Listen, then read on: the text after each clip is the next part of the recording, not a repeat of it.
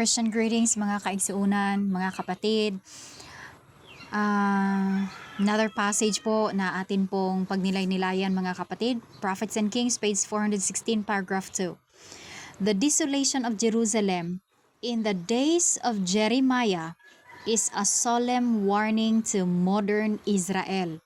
At ang modern Israel mga kapatid ay ang Seventh-day Adventist Church. Seventh-day Adventists. Mabasa po yan sa Testimonies for the Church, volume 9, page 164. The Israel of today is ang Seventh-day Adventist. Yun po mga kapatid. Warning daw po yun, yung desolation sa Jerusalem sa panahon po ni Jeremiah. And sabi dito, that the counsels and admonitions given them through chosen instrumentalities cannot be disregarded with impunity. So ang mga tambag, mga pahimangno nga gihatag sa ilaha, 'di ba? Grabe ang tambag pahimangno ni Jeremiah sa mga Hudyo ni atong panahona. Si King Zedekiah to ang ginabadlong ni Jeremiah nga magpaubos siya, maghinulsol ang mga Israel, ang mga Jews, ang mga kay sa nagprophesy man ni siya sa Kingdom of Judah katong 2 tribes lang nga nabilin. Unya naghangyo gyud si Jeremiah nga maghinulsol na unta sila. Ang nahitabo mga kaigsuunan kay ni rebel man gyud noon na si Zedekiah. Nya instead nga mo surrender siya kang King Nebuchadnezzar, nisukol noon siya mga igsuon. So ingon siya diri nga ang sabi dito mga kapatid that the counsels, ang mga payo ng Panginoon, admonitions through sa chosen instrumentalities, through sa servants, through sa prophet, hindi po talaga pwedeng i-disregard mga kapatid na wala pong kaparusahan na mangyayari or aanihin ng mga nag-disregard. So talagang ang instrumentalities kasi ng Panginoon ngayon ay ang dalawang propeta na pinadala ng Panginoon sa loob ng iglesia. First si Sister Ellen White at saka si Brother Victor T. Hotef mga kapatid. Ngunit hindi po tinanggap ito ng mga kapatiran. Kahit pa po yung inacknowledge nila na propeta Sister Ellen White and admonitions ay hindi po pinapakinggan ng mga miyembro ng modernong Israel na Seventh-day Adventists. Sabi pa dito, Jeremiah's message to priests and people aroused the antagonism of many. Nabuhay po ang oposisyon. Grabe yung oposisyon na natanggap, hinarap ni Jeremiah mga kapatid nung nagmensahe siya.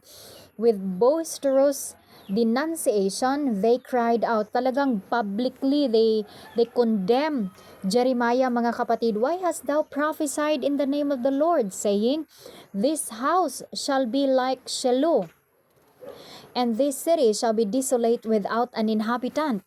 And all the people were gathered against Jeremiah in the house of the Lord. Grabe mga kapatid, sobrang daming mga tao, mga Hudyo ang nag-against at nag-oppose po sa kay Jeremiah nung time na yun, Propeta Jeremiah. Priest, false prophets, nako, ito yun. And people turned in wrath upon him who would not speak to them smooth things or prophesy deceit. So, grabe itong mga priest, false prophet, mga tao ay sobrang galit nila kay Jeremiah. Dahil ayaw po ni Jeremiah magsalita ng mga peace and safety message. Ayaw niya magsalita ng mga smooth things. Naku po.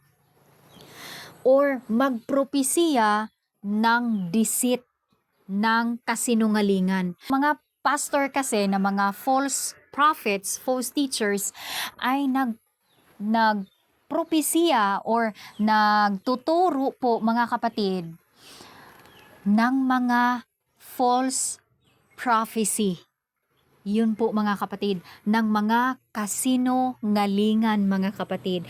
Kaya gustong-gusto nila yung mga pastors kasi hindi po nila nakikilala hindi na i-expose po ang kanilang mga kasalanan na kailangan nilang baguhin. Kaya mahal ng mga tao, ng mga Seventh-day Adventists, yung laman ng kanilang mga sermon sa pulpits, yung mga smooth things, peace and safety, kasi masarap sa kanilang tainga. Nakakapag-relax sila at ito'y nakakatulog. Thus was the message of God despised, and His servant threatened with death.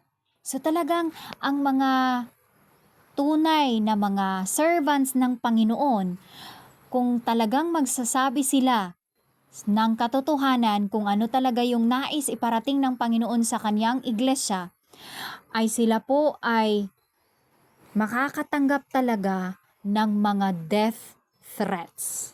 Yun po yun mga kapatid, napakalinaw na po talaga, history will be repeated at ito ay nag-repeat na po talaga mga kapatid sa ating panahon ngayon.